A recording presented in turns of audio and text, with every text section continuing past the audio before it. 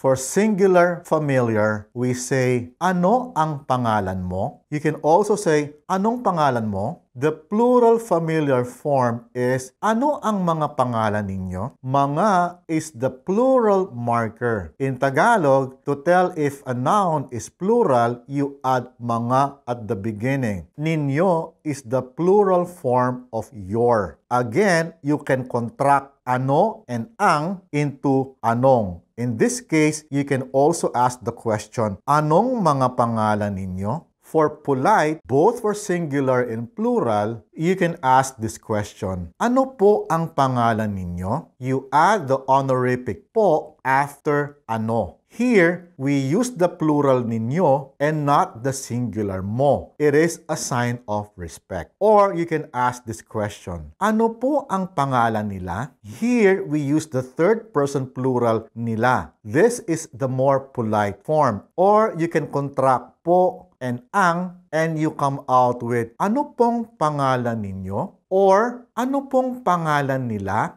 Here, again, po is combined with the case marker ang to form pong. It is to make the speech more fluid.